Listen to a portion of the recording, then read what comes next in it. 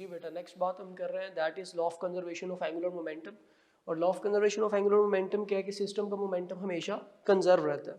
और angular momentum को हम एल से शो करते हैं, तो इसका मतलब है angular momentum of the system will remain conserve. Conserve मतलब कांस्टेंट। कांस्टेंट का मतलब ये होता है कि शुरू पे जो सिस्टम का मोमेंटम था, जिसको मैं फर्ज करे कहता हूँ L1, वही मोमेंटम कुछ देर बाद सिस्टम के अंदर अगर वेलोसिटी की, एंगुलर स्पीड की चेंजेस वगैरह आ जाए, मोमेंट ऑफ इनर्शिया की चेंजेस आ जाए, लेकिन एंगुलर मोमेंटम सिस्टम का कंजर्व रहेगा। अगर इसी बात को फर्दर कंटिन्यू करें तो आप जानते हैं एंगुलर मोमेंटम का फॉर्मूला होता है आई ओमेगा।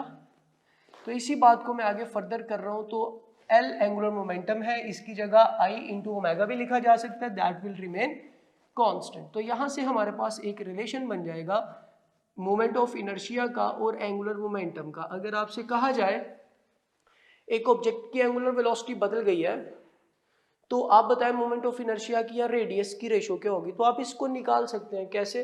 आप जानते हैं इनका रिलेशन इनवर्स है, और इनवर्स रिलेशन का मतलब होता है अगर आप रेशो में मोमेंट ऑफ इनर्शिया ऊपर लिखते हैं, किसी वक्त किसी बॉडी का मोमेंट ऑफ इनर्शिया I1 था उसे ऊपर लिख देते हैं, और I2 किसी और लम्हे मोमेंट ऑफ इनर्शिया था उसी बॉडी का, तो इसकी एंगुलर वेलोसिटी जो बाद में थी वो ऊपर आ जाएगी और जो पहले थी वो नीचे आ जाएगी। That will be the ratio.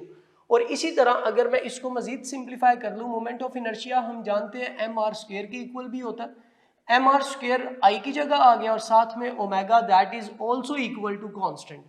और आप एक और बात भी जानते हैं, अगर मैं एंगुलर वेलोसिटी का r² से रिलेशन डिराइव करूं तो मेरे पास ये बन जाएगा कांस्टेंट और इक्वालिटी खत्म करें।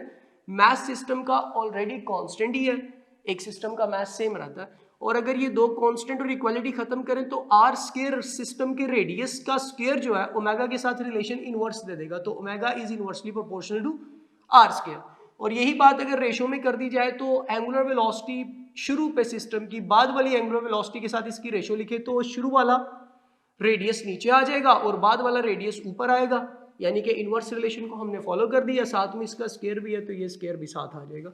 एक लास्ट क्वेश्चन जो law of conservation of angular momentum से रिलेटेड पूछा जाता है वो टाइम पीरियड के हवाले से होता है। जो बॉडी दायरे में घूम रही होती है उसके टाइम पीरियड के हवाले से, उसको भी हम यहाँ से ड्राइव कर सकते हैं। हम जानते हैं mr² omega is equal to constant, m की जगह m रहने दें और r² को एज इट इज लिख दें। ठीक है, r² को साथ में एज इट इज लिख दें, ये मैं ब्लैक से लिख रहा हूँ। और एंगुलर वेलोसिटी आप जानते हैं टाइम पीरियड की फॉर्म में 2 पाई ओवर टाइम पीरियड के बराबर भी होती है। अगर ये वाला सिस्टम कांस्टेंट है, अगर law of conservation of momentum को हम फॉलो कर रहे हैं, तो आप जानते हैं 2 भी कांस्टेंट है, पाई भी कांस्टेंट है, 2 भी कांस्टेंट है, m भी कांस्टेंट है और कांस्टेंट भी कांस्टेंट है, सारे कांस्टेंट। और ये वाली इक्वालिटी खत्म करें तो t इधर आके मल्टीप्लाई हो जाएगा, तो t का r² के साथ डायरेक्ट रिलेशन डेवलप हो जाएगा। अब ये वाले रिलेशन से सवाल अक्सर पेपर में पूछते हैं। ये जो लास्ट रिलेशन मैंने लिखा है टाइम पीरियड का, रेडियस ऑफ द सैटेलाइट या radius of any object moving in a circular path, तो ये रिलेशन डायरेक्ट स्क्वायर लॉ बन जाता है। ओके जी, फिर हम देखते हैं कि टी का r² से डायरेक्ट रिलेशन बन गया। अगर आपसे कहा जाए शुरू पे किसी ऑर्बिट में मूव करती हुई चीज का टाइम पीरियड t1 था, बाद में t2 हो गया, तो आप बताएं शुरू वाले रेडियस और बाद वाले रेडियस के साथ उसकी रेशो क्या होगी। तो आप कहेंगे रेशो का अगर स्क्वायर ले लेंगे तो वो टाइम की रेशो के बराबर आ जाएगा। इसी से रिलेटेड अक्सर पेपर में सवाल आ जाता है कि अर्थ है, अर्थ आप जानते हैं स्पिन कर रही है जिससे डेज बदल रहे हैं। ठीक है, 24 घंटे जिसका टाइम पीरियड है।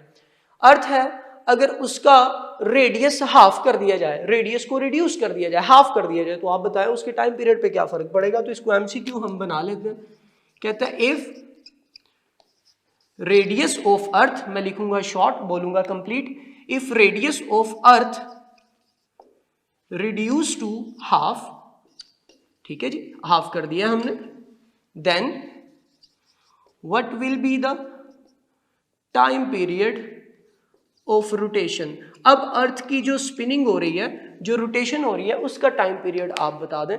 तो फिर हम इसकी पहले ऑप्शंस लिख लेते हैं। वैसे तो आप जानते हैं 24 आवर होता है, क्या अभी भी 24 आवर रहेगा, ये 12 आवर्स हो जाएगा, 6 आवर्स हो जाएगा या 4 आवर्स हो जाएगा। तो ऐसा क्वेश्चन आपकी एक्सरसाइज में भी मौजूद है फिजिक्स की बुक में। तो इसको सिंप्लीफाई कर लेते हैं। हमारे पास ये रिलेशन है, रेडियस वेरी कर गया तो आपने टाइम बताना है।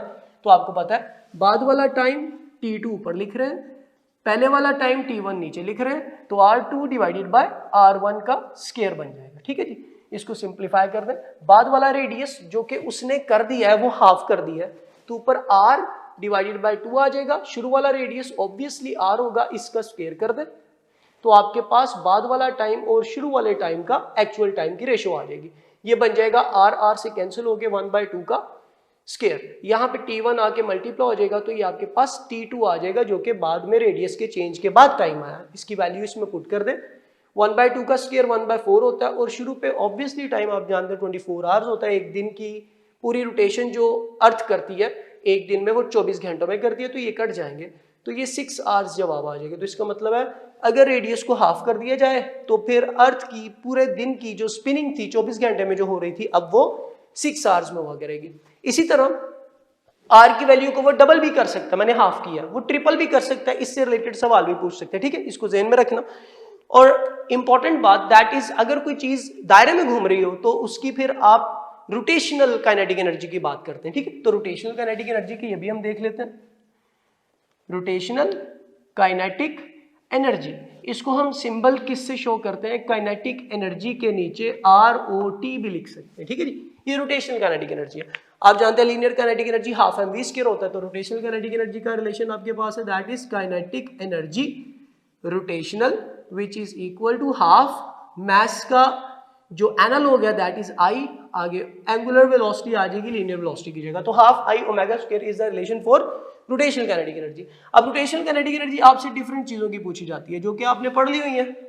पहली कौन सी थी? हुप, फिर डिस्क, इसी तरह बाकी भी तो हम पहले इधर लिख लेते हैं। अगर मैं मोमेंट ऑफ इनर्शिया की बात करूं फॉर अ हुप, तो आप जानते हैं हुप का moment of inertia mr square होता है, कांस्टेंट इसका 1 होता है। इस तरह मैं मोमेंट ऑफ इनर्शिया डिस्क की बात करूं that is half mr square हो जाता है। और इसी तरह अगर स्फीयर की बात की जाए तो स्फीयर का दैट इज 2/5 mr स्क्वायर। हमने होलो स्फीयर की बात भी कर ली थी, तो होलो स्फीयर का मोमेंट ऑफ इनर्शिया बन जाता है दैट इज 2/3 mr स्क्वायर। अब हम मोमेंट ऑफ इनर्शिया की वैल्यू पुट करके हर एक चीज के यहाँ पे उसकी रोटेशनल काइनेटिक एनर्जी भी निकाल लेंगे। तो कहते हैं अगर काइनेटिक एनर्जी रोटेशनल आपने निकालनी हो, हुप की सबसे पहले हम कंसीडर करते हैं, तो हुप की रोटेशनल काइनेटिक एनर्जी आ जाएगी half. Moment of inertia hoop का लिखना पड़ेगा, वो mr स्क्वायर है, तो इसमें पुट कर दे mr स्क्वायर और साथ में ओमेगा स्क्वायर आ जाएगा। आप ये भी जानते हैं v is equal to r omega, ये r भी है ओमेगा भी है, दोनों का स्क्वायर है, तो इसका मतलब है r स्क्वायर ओमेगा स्क्वायर की जगह आप v का स्क्वायर लीनियर वेलोसिटी का स्क्वायर भी लिख सकते हैं, इसमें पुट कर दे तो ये क्या बन जाएगा that is half mv square. अगर मैं हुप की काइनेटिक एनर्जी निकालता हूं तो उसका फॉर्मूला बनता है हाफ mv स्क्वायर, और आप जानते हैं लीनियर काइनेटिक एनर्जी का फॉर्मूला भी यही होता है। अगर मैं काइनेटिक एनर्जी हुप की रोटेशनल मालूम कर चुका हूं, वो आया हाफ mv स्क्वायर, तो मुझे पता है काइनेटिक एनर्जी जो लीनियर होती है उसका फॉर्मूला भी हाफ mv स्क्वायर ही होता है। तो यहां से फिर एक बात कंक्लूड कर सकते हैं, हुप एक ऐसी चीज है जिसकी rotational kinetic energy half mv square है और उसकी लीनियर काइनेटिक एनर्जी होती ही हाफ mv स्क्वायर है हर चीज की। तो दोनों फॉर्मूले इसके एक जैसे हैं, तो फिर मैं यहां से ये सवाल भी आपसे कर सकता हूं, आप मुझे बताएं कौन सा ऐसा ऑब्जेक्ट है जिसकी रोटेशनल काइनेटिक एनर्जी और लीनियर काइनेटिक एनर्जी आपस में बराबर होते हैं। तो यहां पे हम सवाल की फॉर्म में मेंशन भी कर लेते हैं, एमसीक्यू है जी, which of following have same linear and rotational kinetic energy, इनमें से कौन सी चीज है? अल्फा है जी हुप है, बीटा डिस्क है, चार्ली दैट इज स्फीयर और डेल्टा ऑल ऑफ अबव। तो आपको पता चल गया हुप ऐसी चीज है, बाकियों की हम निकालेंगे, आप देखेंगे डिफरेंट आ जाएगी। अगर मैं इसी तरह दूसरी शेप के लिए बात करूं, दूसरी शेप है जी आपके पास डिस्क, तो kinetic energy for disc rotational की मैं बात कर रहा हूं, half moment of inertia disc का 1/2 mr स्क्वायर होता है, आगे साथ में ओमेगा स्क्वायर आ जाएगा एज इट इज। इसको सिंप्लीफाई करेंगे तो ये 1/4 m की जगह m और r स्क्वायर ओमेगा स्क्वायर की जगह v स्क्वायर बन जाएगा। तो इसका मतलब है इसकी अगर रोटेशनल काइनेटिक एनर्जी देखें वो 1/4 mv स्क्वायर आती है, लेकिन लीनियर इसकी भी हाफ mv स्क्वायर ही होती है। तो इसका मतलब है डिस्क की जो रोटेशनल काइनेटिक एनर्जी है उसका फॉर्मूला हाफ mv स्क्वायर नहीं है, उसका फॉर्मूला 1/4 mv स्क्वायर बन जाता है। इसी तरह आप rotational kinetic energy of second मतलब थर्ड शेप स्फीयर की बात कर ले, तो kinetic energy for sphere rotational की बात हो रही है हाफ, आगे मोमेंट ऑफ इनर्शिया स्फीयर का 2/5 5m/r² इंटू ओमेगा स्क्वायर, तो ये 2 से कट गया तो आपके पास 1/5mv² आ जाएगा। इसी तरह अगर आप होलोस्फीयर की भी निकाल लें, काइनेटिक एनर्जी होलोस्फीयर की किसके बराबर होती है, H for hollow, S for sphere. Hollow sphere में HS लिख रहा हूँ, that is half moment of inertia sphere का होता है, होलोस्फीयर का 2/3mr² और साथ में ये omega square as it is आ जाएगा, तो ये बनेगा 2 से कट जाएगा 1/3mv²। तो ये तमाम की तमाम रोटेशनल काइनेटिक एनर्जीज है। इसी तरह आपसे एमसीक्यू पूछ लेते हैं, मैं एमसीक्यू शॉर्टली पूछ रहा हूँ आपसे, ठीक है। मैं अगर आपसे कहता हूँ आप मुझे बताएं kinetic energy rotational divided by kinetic energy linear for a disc क्या है, तो इसकी रेशो आप निकाल सकते हैं। ऐसे सवाल और भी पूछ सकता है वो, मुख्तलिफ क्वेश्चंस आपसे इसी इन 4 चीज़ों से पूछ सकता है मुख्तलिफ। जैसे कि मैंने एक और पूछ लिया, काइनेटिक एनर्जी रोटेशनल और kinetic energy linear for a disc क्या चीज़ है, कितनी वैल्यू आती है, क्या रेशो आती है, वो आपने आंसर करना। तो इसकी ऑप्शन से पहले इसका थोड़ा सोल्यूशन देख लें आप। ऊपर कौन सी चीज़ है, that is rotational kinetic energy, किसकी, डिस्क की। तो डिस्क की रोटेशनल काइनेटिक एनर्जी हमने ये निकाली है 1/4mv², ये आगे रोटेशनल काइनेटिक एनर्जी, नीचे लीनियर काइनेटिक एनर्जी लिखनी है, वो होती ही हाफ mv² है हर चीज़ की। इसको सिंप्लीफाई कर दें, हाफ mv² से कट जाएगा तो यहाँ पे नीचे 1/2 बच जाएगा। तो इसका मतलब है इसका आंसर आएगा 1:2। इसी तरह किसी और चीज़ की रेशो भी आपसे पूछ सकता है, वो आपसे कह सकता है होलोस्फीयर और स्फीयर की रोटेशनल काइनेटिक एनर्जीज की रेशो बताए, तो आप इन दोनों की रेशो ले लें। इसी तरह वो लीनियर और रोटेशनल काइनेटिक एनर्जी की भी रेशो पूछ सकता है किसी भी चीज़ के लिए, तो आपको पता होना चाहिए। इनको सॉल्व करने के लिए सिंपल इन वैल्यूज की रेशो ले लेनी है। ओके, नेक्स्ट हम करते हैं इनकी वेलोसिटीज़ की। ये जो हमने डिस्क, हूप, स्फीयर वगैरह देखा, इनकी वेलोसिटी जब इंक्लाइंड प्लेन से बॉटम पे आते हैं, आपने बुक में भी देखा, हम यहाँ पे दोबारा देखेंगे इसको। वेलोसिटीज़ की बात कर रहे हैं, ठीक।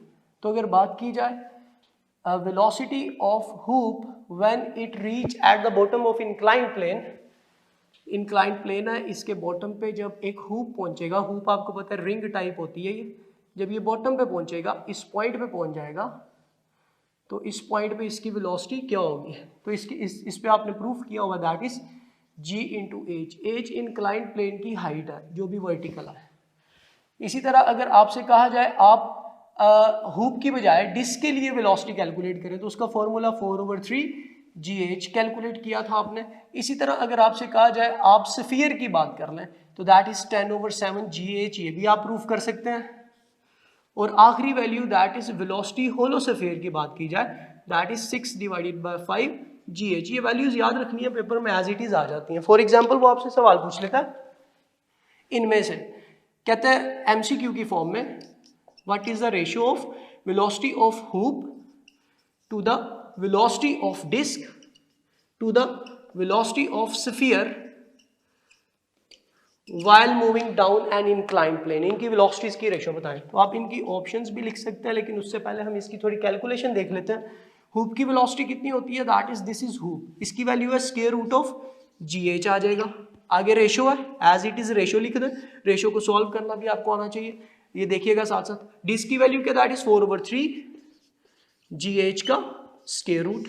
इसके अलावा अगर स्फीयर की बात की जाए, that is ratio with sphere, that is 10/7gh का स्क्वायर रूट। आप जानते हैं सारी वैल्यूज के अंदर रेशो में अगर एक ही स्क्वायर रूट आता जा रहा है, मतलब सारों के ऊपर स्क्वायर रूट है, तो स्क्वायर रूट स्क्वायर लेके कैंसिल हो जाता है, तो आप सारे स्क्वायर्स काट दें, तो ये बचेगा gh रेशो 4/3gh, और ये बचेगा दैट इज 10/7gh। gh भी कॉमन है, ये भी कट जाएगा। अब लास्ट स्टेप जो इंपॉर्टेंट होता है रेशो वाले क्वेश्चन को सॉल्व करने के लिए, जरूरी है कि आप नीचे वाला नंबर जो भी आ रहा है वो नीचे नंबर नहीं आना चाहिए। ये जो डिनोमिनेटर में नंबर आ रहे हैं इनको खत्म करना है किसी भी तरह। तो आसान तरीका क्या होता है, आप इनको मल्टीप्लाई कर दें नीचे वाले नंबर को, या एलसीएम ले लें। 7 3 21, आप पूरी वैल्यू को 21 से मल्टीप्लाई करें, जैसे मैं करने लगा हूं। यहाँ पे कुछ भी नहीं बचा, 1 है तो 21 से 1 को मल्टीप्लाई करना। यहाँ पे क्या था भाई 4/3, इसको भी 21 से मल्टीप्लाई कर दें। यहाँ पे क्या था जी 10/7, इसको भी 21 से मल्टीप्लाई कर दें, तो आपके पास सिंप्लीफाइड रेशो आ जाएगी। ये हो जाएगा 21 रेशो, ये 3 7 7 4 28 आ जाएगा।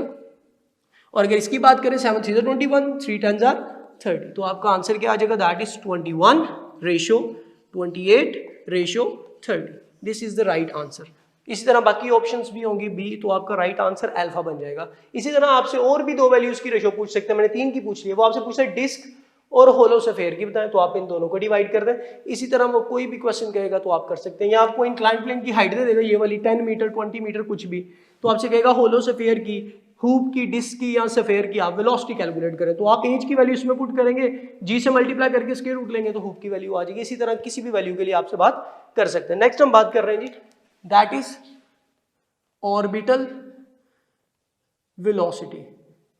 अगर एक मैंने सैटेलाइट है जी या एक ऑब्जेक्ट है, उसको मैं किसी दायरे में घुमा रहा हूं, तो उस दायरे के अंदर जो उसकी वेलोसिटी होगी, बेसिकली हम सैटेलाइट्स के लिए मालूम करते होते हैं, तो जो भी उस दायरे में इसकी वेलोसिटी होगी उसको ऑर्बिटल वेलोसिटी कहते हैं। और इसका आपने रिलेशन पढ़ा था, that is orbital velocity square root of gm divided by capital R का स्क्वायर रूट, जिसको हम शॉर्टली gr का स्क्वायर रूट भी कहते हैं। ठीक है जी। तो यहाँ पे बच्चा कंफ्यूज हो जाता है कि ऑर्बिटल वेलोसिटी का r के साथ रिलेशन क्या है। यहाँ पे पता चल रहा है इनवर्स है और यहाँ पे पता चल रहा है डायरेक्ट है। अगर पेपर में आ जाए कि ऑर्बिटल वेलोसिटी का रेडियस ऑफ अर्थ के साथ रिलेशन कैसे डिफाइन किया जाता है, यहाँ जमीन के सेंटर से ऑर्बिट तक का जो फासला है उसके डिस्टेंस से ऑर्बिटल वेलोसिटी का क्या रिलेशन है। बच्चा कंफ्यूज है जी, ऑर्बिटल वेलोसिटी का r से इनवर्स ये कह रहा है और ये वाला रिलेशन कह रहा है ऑर्बिटल वेलोसिटी का r के साथ डायरेक्ट, मतलब ऑर्बिट ये कहता है कि r बढ़ेगा तो ऑर्बिटल वेलोसिटी कम हो जाएगी, और ये रिलेशन कहता है r बढ़ेगा ऑर्बिटल वेलोसिटी बढ़ जाएगी, लेकिन इनमें से सही तो एक है। तो फिर आपको अंडरस्टैंडिंग होनी चाहिए कि अगर हम जमीन से हाइट पे चले जाएं, ये जमीन है, ये इसकी सरफेस है, अर्थ की हम सरफेस पे हैं, ये अर्थ है, ये इसकी सरफेस है, हम इस सरफेस से ऊपर चले जाएं, जमीन के सेंटर से ये डिस्टेंस r है, ठीक है, ये स्मॉल r मेंशन कर लें क्योंकि हम हाइट पे जा रहे हैं तो इसको r कह लें, स्मॉल r। और इसी तरह अगर मैं कहता हूँ हम हाइट पे जा रहे हैं तो जमीन के सेंटर से डिस्टेंस r कह दें और ये हाइट h थी फर्ज करें, अगर इस r को इंक्रीज करें तो ऑर्बिटल वेलोसिटी पे क्या फर्क पड़ता है। ठीक है, तो आपको पता है जैसे जैसे हम हाइट पे जाते हैं रिलेशन डिफाइन करने के लिए जरूरी है कि इक्वेशन की बाकी चीजें कांस्टेंट हो। अगर मैं हाइट पे जाऊंगा तो आप जानते हैं ये वाला रिलेशन वैलिड नहीं रहेगा, क्योंकि हाइट पे जाने से r तो बदलेगा, ये r ज्यादा होना शुरू हो जाएगा, लेकिन हाइट पे जाने के साथ साथ यहां से मूव ऊपर करते जाएं, हाइट पे जाने के साथ साथ g भी बदलेगा, दोनों वेरिएबल है, इस इक्वेशन में दोनों वेरिएबल हो गए हैं। कैसे? जैसे जैसे हम जमीन के सेंटर से ऊपर को मूव करते जाएंगे, हाइट पे जाते जाएंगे, r तो बदल रहा है, बढ़ता जा रहा है, साथ में g भी बदल रहा है, तो दो वेरिएबल हो तो रिलेशन डिफाइन नहीं होता। इसका मतलब है ऑर्बिटल वेलोसिटी का इसके r के साथ डायरेक्ट रिलेशन डिफाइन नहीं हो रहा।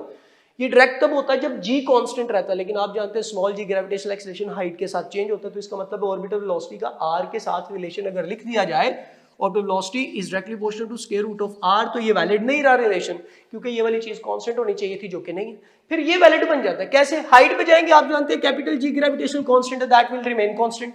Capital M mass of earth है, तो मास ऑफ जिसके इर्द गिर्द वो सैटेलाइट घूम रहा है उस प्लेनेट का मास है, तो हाइट पे जाने से ये मास भी नहीं बदलेगा, तो इसका मतलब है ये दोनों हो गए कांस्टेंट। कांस्टेंट और इक्वालिटी को खत्म करें तो आपके पास ऑर्बिटल वेलोसिटी का ये दोनों कांस्टेंट खत्म, ये इक्वालिटी खत्म, तो ये बनेगा inverse square root law with r, तो ये वाला आपका रिलेशन क्या बन जाता है? वैलिड रिलेशन बन जाता है। क्लियर होगी बात? इन बातों को ज़हन में भी रखना। शाबाश। वो आपसे ये भी कह सकता है ऑर्बिटल वेलोसिटी किस पे डिपेंड नहीं कर रही। आप देख रहे हैं ये मास ऑफ सैटेलाइट नहीं है, ये है मास ऑफ प्लैनेट अर्थ, जिसके इर्द गिर्द सैटेलाइट घूम रहा है। फॉर एग्जाम्पल अगर अर्थ की बात करें, सूरज के इर्द गिर्द घूम रही है, तो ये मास अर्थ का नहीं होगा, सूरज का होगा जिसके इर्द गिर्द चीज घूम रही है। अगर मैं मून की बात करूं तो ये मास ऑर्बिटल वेलोसिटी अगर मून की निकाल रहा हूं तो ये वाला मास अर्थ का होगा, क्योंकि अर्थ के इर्द गिर्द मून घूम रहा है, मून का मास ये नहीं है। ये वाला मास हमेशा उस चीज का होता है जिसके इर्द गिर्द कोई सैटेलाइट घूम रहा होता है। तो अगर मैं कहूं मास ऑफ सैटेलाइट के ऊपर ऑर्बिटल वेलोसिटी डिपेंड करती है, तो याद रखें नहीं करती। ये मास ऑफ सैटेलाइट है ही नहीं, ये तो मास ऑफ प्लैनेट था। इसका मतलब है किस चीज पे डिपेंड नहीं करती ऑर्बिटल वेलोसिटी। ऑप्शंस में आ जाता है मास ऑफ सैटेलाइट, तो बच्चा लगा देता है इस पे डिपेंड नहीं करती, और वो सही लगाता है। क्यों लगाता है? क्योंकि ये मास वाकई सैटेलाइट का नहीं है, this is mass of the planet. तो आपको पता होना चाहिए orbital velocity does not depend upon mass of satellite, it will depend upon mass of orbit. जो भी ऑर्बिट के इर्द गिर्द चीज घूम रही है उस प्लैनेट के मास के ऊपर डिपेंड कर रही होती है ऑर्बिटल वेलोसिटी। तो this mass is the mass of planet, not orbit. इस बात को ज़हन में रखना। शाबाश। ओके जी। इसी से रिलेटेड एक और बात भी है, जब भी सैटेलाइट की बात करते हैं तो वेटलेसनेस कंडीशन आ जाती है। जो भी सैटेलाइट के अंदर चीज होती है वो वेटलेस में चली जाती है, लेकिन उस वेटलेस को समझने के लिए हमें आप जानते हैं एलिवेटर के केसेस आपकी बुक में मेंशन है, वो हम यहाँ पे शॉर्टली देखेंगे। एलिवेटर की बात कर रहे हैं, जो कि हमारा टॉपिक अपेरेंट वेट से रिलेटेड है, ठीक है जी। अपेरेंट वेट से रिलेटेड आपने एलिवेटर के केसेस पढ़े थे। एलिवेटर के 4 केसेस थे, असल में 3 थे, 4th केस की एक एग्जांपल भी थी फ्री फॉल, वो हम देख लेते हैं। सबसे पहला केस क्या था, that is case number 1, if acceleration of the elevator is 0। इसके 2 मतलब होते हैं, या तो एलिवेटर की वेलोसिटी 0 हो तब भी एक्सेलरेशन 0 होगा, या तो एलिवेटर की वेलोसिटी कांस्टेंट हो तब भी एक्सेलरेशन 0 होगा। एक्सेलरेशन 0 हो तो आप जानते हैं अपेरेंट वेट को हम t से शो करते हैं और रियल वेट को w से शो करते हैं, तो अपेरेंट वेट और रियल वेट हमेशा बराबर रहते हैं। पहला केस है ये। दूसरा केस क्या भी, अगर एलिवेटर का एक्सेलरेशन अपवर्ड हो, एरो आपका मतलब है अपवर्ड एक्सेलरेशन की बात कर रहा हूं, ठीक है जी। अगर एक एलिवेटर अपवर्ड एक्सेलरेट कर रही है तो इसमें आपको पता होना चाहिए apparent weight always increase by actual wait हो जाता है, और इसका एक रिलेशन भी था जो आपने पढ़ा था, apparent weight is equal to W plus MA। A is यहाँ पे एक्सेलरेशन ऑफ द एलिवेटर होता है, ये वाला रिलेशन साबित कर देता है कि टी के अंदर टी किसके इक्वल होता है, वेट में कुछ ऐड हो तो इसका मतलब है टी की वैल्यू वेट से ज्यादा आ जाती है, तो T is greater then W। अगर कहा जाए T apparent wait actual wait से बड़ा होगा तो कौन सी कंडीशन आप कहेंगे, जब एक्सेलरेट अप कर रही होगी एलिवेटर।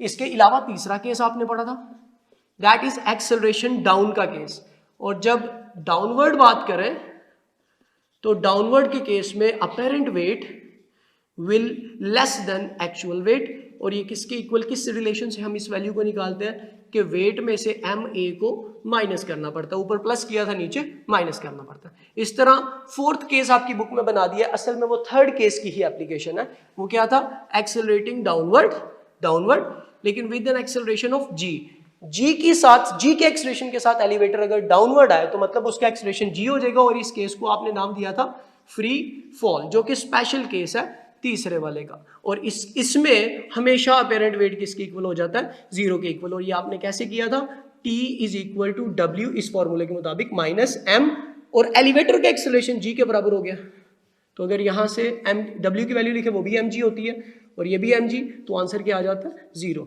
तो आपके पास अपेरेंट वेट इस कंडीशन में क्या हो जाता है, जो भी एलिवेटर के अंदर चीज होती है उसका अपेरेंट वेट 0 हो जाता है, और इस कंडीशन को आप क्या बोलते हैं, फ्री फॉल कंडीशन। और फ्री फॉल कंडीशन में ऑब्जेक्ट क्या हो जाता है, वेटलेस कंडीशन हमेशा आर्टिफिशियल सैटेलाइट्स पे अप्लाई की जाती है। आर्टिफिशियल सैटेलाइट के अंदर जो ऑब्जेक्ट होता है वो वेटलेस कंडीशन में चला जाता है, क्योंकि हमेशा आर्टिफिशियल सैटेलाइट जी एक्सेलरेशन से मूव कर रहा होता है जमीन के इर्द गिर्द ग्रेविटेशनल एक्सेलरेशन से, जिसकी वजह से अंदर वाली तमाम चीजें वेटलेस हो जाती हैं, उनका वेट 0 हो जाता है। तो ये आपने बातें पढ़ी हुई हैं, मैंने यहाँ पे रिकॉल कर दी हैं। अब यहाँ पे MCQ बड़ा इंपॉर्टेंट दे देता है, ये तमाम केसेस हैं, एक्सेलरेशन 0 हो तो ये होगा, एक्सेलरेशन अपवर्ड हो तो ये बन जाएगा, एक्सेलरेशन डाउनवर्ड हो तो पेरेंट वेट कम हो जाएगा, और अगर फ्री फॉल हो तो पेरेंट वेट 0 हो जाएगा। याद रखिए तमाम केसेस में एक्सेलरेशन की वैल्यूज अपवर्ड डाउनवर्ड कांस्टेंट, ये एक्सेलरेशन की वैल्यूज हैं।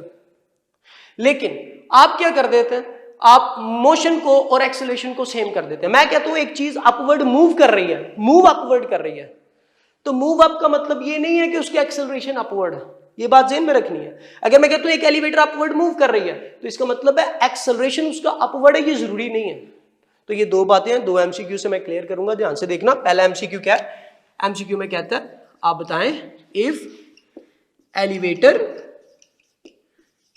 इज एक्सेलरेटिंग अपवर्ड एक्सेलरेट कर रही है, देन अपेरेंट वेट, तो अपेरेंट वेट क्या हो जाएगा, पहले ऑप्शन में लिखा हुआ है that is greater than actual weight, beta option है that is less than actual weight, charlie option है that is equal to W, और डेल्टा ऑल आर पॉसिबल, सारी ही बातें पॉसिबल है। तो याद रखना एलिवेटर एक्सेलरेट अपवर्ड कर रही है ना, एक्सेलरेट अपवर्ड, तो एक्सेलरेट अपवर्ड का यही मीनिंग बनता है। एक्सेलरेट अपवर्ड का मतलब होता है ऊपर भी जा रही है और स्पीड बढ़ाते हुए जा रही है, एक्सेलरेट अप कर रही है।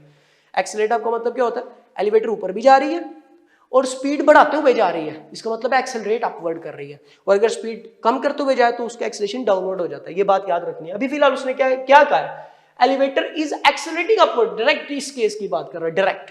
अगर इस केस की डायरेक्ट बात करें तो आपको पता है apparent weight is greater than actual wait, तो आपका आंसर क्या आ जाएगा, that is apparent weight is greater than actual wait, ये आंसर बन जाएगा। लेकिन अगर इसी सवाल में वो थोड़ा सा चेंज कर दे, जब वो थोड़ा सा चेंज करता है तो वो क्या कर सकता है, मैं इसी के अंदर थोड़ा चेंज कर रहा हूं, इसी सवाल को रेज करके कहता है if elevator is accelerating, up की जगह कर देता है moving upward, moving upward, then apparent weight क्या होगा। अगर एलिवेटर अपवर्ड मूव कर रही हो ना, तो इसका ये मतलब हरगिज नहीं है कि वो एक्सेलरेट भी अपवर्ड कर रही है। क्यों? क्योंकि अगर एक एलिवेटर अपवर्ड मूव कर रही है और उसकी वेलोसिटी कांस्टेंट है, 3 मीटर पर सेकंड से ऊपर जाती जा रही है, तो अगर वेलोसिटी कांस्टेंट है तो उसका एक्सेलरेशन क्या हो गया, 0। तो इसका मतलब ये हुआ, ये इस कंडीशन की बात कर रहा है, अपवर्ड मूव करते हुए एक्सेलरेशन 0 भी हो सकता है, कांस्टेंट वेलोसिटी में से भी तो अपवर्ड जा सकती है, तो इसका मतलब है एक्सेलरेशन 0 वाला केस इसमें आ जाएगा, अपेरेंट वेट और रियल वेट बराबर हो जाएंगे, इसका मतलब है ये वाला आंसर भी पॉसिबल हो गया, ये वाला आंसर भी बन जाएगा। लेकिन अपवर्ड मूव करते हुए जरूरी नहीं वो यूनिफॉर्म वेलोसिटी से ही जाए, ये भी पॉसिबिलिटी है कि वो अपवर्ड जाते हुए स्पीड बढ़ाती जा रही हो, अपवर्ड मूव भी करे और स्पीड भी बढ़ाती जाए। जब स्पीड बढ़ाती जाएगी तो एक्सेलरेशन भी अपवर्ड हो जाएगा, और जब एक्सेलरेशन अपवर्ड होगा, अपवर्ड जाते हुए स्पीड बढ़ाते बढ़ाते एक्सेलरेशन भी वेलोसिटी की डायरेक्शन में अपवर्ड हो जाएगा, और जब एक्सेलरेशन अपवर्ड होगा तो अपेरेंट वेट बढ़ भी सकता है W से, तो इसका मतलब है अपेरेंट वेट W से बढ़ जाएगा, ये ऑप्शन भी सही होगी। इसका मतलब है ये भी आंसर पॉसिबल है, अपवर्ड के केस में, अपवर्ड मोशन के केस में ये भी आंसर पॉसिबल हो सकता है। लेकिन ये भी हो सकता है एलिवेटर अपवर्ड जा रही है और स्पीड डिक्रीज कर रही है, और अगर स्पीड डिक्रीज करेगी, मूव तो वो अपवर्ड ही कर रही है, स्पीड डिक्रीज करने का मतलब है एक्सेलरेशन नेगेटिव हो गया, ब्रेक लग रही है, जब वो अपवर्ड मूव करते करते ब्रेक लगाएगी तो एक्सेलरेशन डाउनवर्ड हो जाएगा, और एक्सेलरेशन डाउन का केस भी इसी केस में आ जाएगा, मूविंग अपवर्ड के केस में एक्सेलरेशन डाउन भी हो सकता है, ब्रेक लगाने का केस, और इस केस में एक्सेलरेशन डाउनवर्ड होने का मतलब है अपेरेंट वेट, डाउनवर्ड एक्सेलरेशन का मतलब है अपेरेंट वेट में भी लेस देन W की ये वाली ऑप्शन है, तो इसका मतलब है इस केस में सारी बातें ही पॉसिबल है। अगर एक्सेलरेटिंग अपवर्ड होता तो हमारा अल्फा आंसर था, लेकिन मूविंग अपवर्ड है तो सारे ही केसेस अपनी अपनी जगह पॉसिबल हो सकते हैं, डिपेंडिंग अपॉन द वेलोसिटी किस तरह की है, कांस्टेंट है, इंक्रीजिंग है, डिक्रीजिंग है, सारे केसेस ही कंसीडर हो सकते हैं अपवर्ड जाते हुए, तो ऑल ऑफ दीज आपका जवाब आ जाएगा। ओके जी, आर्टिफिशियल सैटेलाइट के बारे में बात करते हैं। आर्टिफिशियल सैटेलाइट के बारे में आपसे दो तरह के सवाल पूछे जाएंगे। पहले आर्टिफिशियल सैटेलाइट के आपने वेलोसिटी का रिलेशन पहले भी लिख दिया, मैं दोबारा लिख रहा हूँ, स्क्वायर रूट GR, और ये आर्टिफिशियल सैटेलाइट में कौन सा सैटेलाइट है, क्लोज्ड ऑर्बिटिंग सैटेलाइट, ठीक है जी। क्लोज ऑर्बिटिंग सैटेलाइट की ऑर्बिटल वेलोसिटी निकालनी हो, आर्टिफिशियल सैटेलाइट की ऑर्बिटल वेलोसिटी निकालनी हो तो ये रिलेशन है। इसके अलावा एक और रिलेशन भी, आर की वैल्यू आप जानते हैं, ये GM ओवर G की वैल्यू पुट करके GM ओवर R का स्क्वायर रूट भी बन जाता है, ठीक है। और वो वाला सैटेलाइट जो ज़मीन की सरफेस से सबसे करीब है, ज़मीन की सरफेस से सबसे करीब, उसको बोलते हैं क्लोज्ड ऑर्बिटिंग सैटेलाइट, ये मेंशन किया हुआ है। और क्लोज ऑर्बिटिंग सैटेलाइट से रिलेटेड एक दो बात आपकी बुक में भी प्रूफ की हुई है, हम यहाँ पे लिख देंगे डायरेक्ट कि उसकी वेलोसिटी क्या होती है, that is orbital velocity of close orbiting satellite is 7.9 kilometre पर सेकेंड। ये याद रखना है, किलोमीटर पर आवर नहीं है, किलोमीटर पर सेकेंड, और अगर 1000 से मल्टीप्लाई कर दें 7900 मीटर पर सेकेंड बन जाएगी। इसी तरह ये कितनी हाइट पे एग्जिस्ट करता है, ये ज़मीन की सरफेस से इसकी total height that is approximately 400 kilometre above equator की ये बात कर रहा है, ठीक है। और इसको एक चक्कर ज़मीन के इर्द गिर्द लगाने पे कितना टाइम रिक्वायर है, that is time period which is 84 minute, और सेकंड में पूछ लिया जाए तो दैट इज 5060 सेकंड बन जाएंगे। इसी तरह दूसरा सैटेलाइट भी होता है जिसको आप क्या बोलते हैं, दैट इज जियोस्टेशनरी सैटेलाइट। तो जियोस्टेशनरी सैटेलाइट की भी यहाँ पे बात कर लेते हैं, इसकी भी कुछ वैल्यूज इंपॉर्टेंट है। जियोस्टेशनरी सैटेलाइट, और जियोस्टेशनरी सैटेलाइट के बारे में भी एक दो बात आपने जो देखनी है।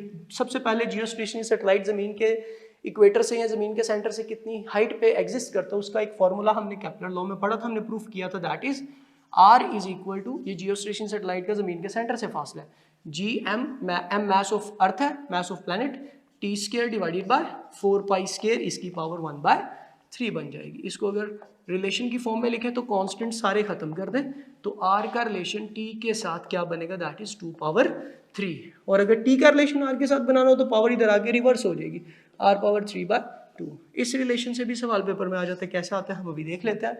और याद रखना इसकी जो ज़मीन के सेंटर से हाइट बनती है, ज़मीन के सेंटर से इस सैटेलाइट के ऑर्बिट का जो फासला बनता है दैट इज 4.2 4.23 इंटू 10⁴ किलोमीटर, और अगर इसको सिंप्लीफाई करें 4.23 इंटू 10⁷ मीटर्स में भी लिख सकते हैं।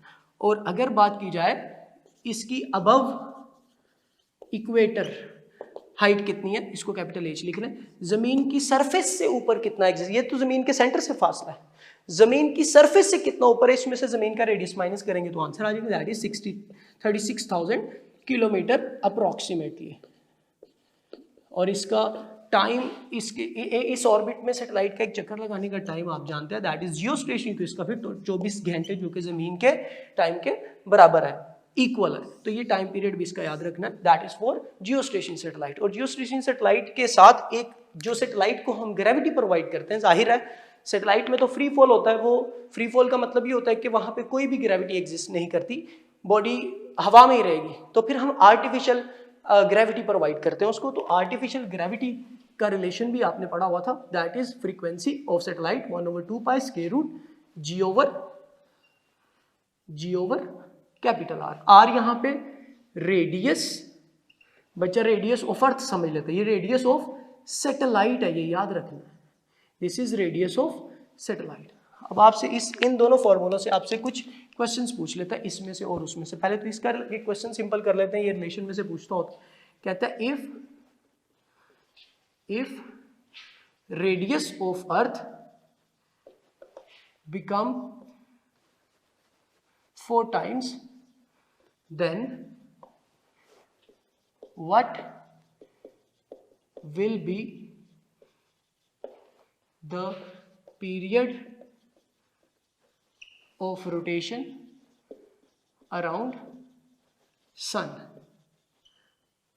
कहते हैं अगर रेडियस जमीन का 4 टाइम कर दें तो आप बताएं जमीन के इर्द गिर्द, सूरज के इर्द गिर्द जमीन को घूमने के लिए कितना टाइम रिक्वायर है। वैसे 1 साल रिक्वायर है, अब कितना रिक्वायर, हम इसको सॉल्व कर लेते हैं।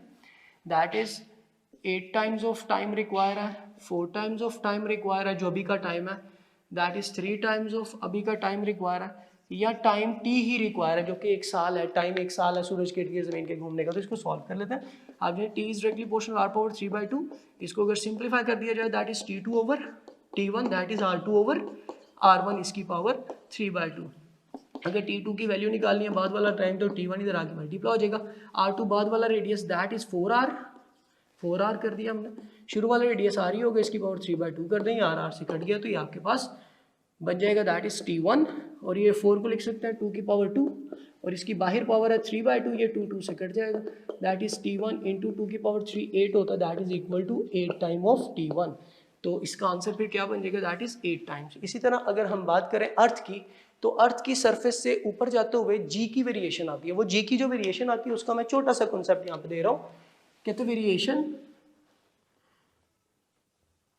इन जी की वेरिएशन कैसे आती है। कहते हैं अगर अर्थ के सेंटर से हम अपवर्ड मूव करना शुरू कर दें, तो अगर मैं अर्थ की ग्रेविटी की वैल्यू, जी की वैल्यू वाई एक्सिस पे ले लूँ, और डिस्टेंस जो ज़मीन के सेंटर से ऊपर जाने वाला है उसको अगर मैं एज के साथ शो कर दूं या आर के साथ शो कर दूं, तो ज़मीन के सेंटर से, जो कि ज़मीन का सेंटर ओ से मैं शो कर रहा हूँ, ज़मीन के सेंटर पे ग्रेविटी की वैल्यू 0 होती है, मतलब ज़मीन के सेंटर से डिस्टेंस भी 0, ग्रेविटी की वैल्यू भी 0। और ज़मीन के सेंटर से ज़मीन की सरफेस तक आते हुए जी और आर का, ज़मीन के सेंटर से, ये ज़मीन का सेंटर है, यहाँ पे जी की वैल्यू 0 है, यहाँ से सरफेस पे आते हुए, ऊपर आते हुए, यहाँ तक आते हुए, ज़मीन के रेडियस तक आते हुए, ये जी और आर का डायरेक्ट रिलेशन होता है। जी और आर का डायरेक्ट रिलेशन मतलब स्ट्रेट लाइन जवाब आता है। और अगर ज़मीन की सरफेस से, ये सरफेस है, यहाँ से अगर आप ऊपर मूव कर जाए एल्टीट्यूड पे, तो एल्टीट्यूड पे मूव करते हुए जी और आर का इनवर्स स्क्वायर लॉ होता है आइंस्टाइन न्यूटन के मुताबिक, तो ये रिलेशन बन जाएगा इस तरह का, inverse square law. Inverse square law का ग्राफ इस तरह की कर्व आती है, ये इनवर्स स्क्वायर लॉ होता है, ठीक है, 1/r स्क्वायर के साथ। ये सरफेस ऑफ अर्थ है, और सरफेस ऑफ अर्थ पे जी की वैल्यू पोल के ऊपर मैक्सिमम होती है, दैट इज 9.8 मीटर पर सेकेंड स्क्वायर। 9.8 मीटर पर सेकेंड अगर पूछा जाए अर्थ के ऊपर जी की वैल्यू अर्थ के लिए सबसे ज्यादा कहां पे होती है, तो आप कहेंगे that is at the surface. यहाँ पे सरफेस पे मैक्सिमम होती है, और कितनी होती है 9.8, दिस इज एट द पोल, ये पोल के ऊपर वैल्यू है। ओके, हम जी के रेफरेंस से कुछ कंक्लूजन्स देख लेंगे। अब कंक्लूजन्स क्या क्या है जी के हवाले से, वो हम यहाँ मेंशन कर देते हैं। सबसे पहली कंक्लूजन ये है, ये आपने एज इट इज याद रखनी है, जी इज मैक्सिमम एट पोल अर्थ का जो पोल है वहाँ पे जी मैक्सिमम होता है। और अर्थ की सरफेस के ऊपर की बात कर रहा हूँ, जी इज मैक्सिमम एट पोल। और अगर बात की जाए जी सरफेस के ऊपर सबसे कम जी कहाँ पे होता है, मिनिमम एट इक्वेटर, क्योंकि इक्वेटर सेंटर से दूर होता है। ये हम बात कर रहे हैं at surface of earth. Surface of earth पे मैक्सिमम जी की वैल्यू पोल पे होती है जो कि 9.8 मीटर पर सेकेंड स्क्वायर है, आप जानते हैं, ठीक है। और इक्वेटर सेंटर से दूर होते हैं इसलिए यहाँ पे जी की वैल्यू मिनिमम होती है। फिर यहाँ से ये भी बात निकल गई, इजीली समझ में आ जाएगा। पोल पे जी की वैल्यू ज़्यादा है, इक्वेटर पे कम है, तो अगर पोल से इक्वेटर की तरफ आए, पोल पे ज़्यादा इक्वेटर पे कम है, तो हम ज़्यादा से कम की तरफ जा रहे हैं। उसका मतलब है if we move from pole to equator then g decreases. Pole पे ज्यादा इक्वेटर पे कम, तो जी की वैल्यू कम हो रही है दूसरे वर्ड्स में। और इस तरह g varies directly with R, ये डेप्थ के अंदर बात है, और g varies inverse square law with height, ये न्यूटन का लॉ जो हमने वहाँ पे ग्राफ में भी देख लिया। तो इन सारी बातों को याद रखना, एलिवेटर का केस भी इसमें याद रखना। थैंक यू वेरी मच बेटा। ओके, अल्लाह हाफिज़।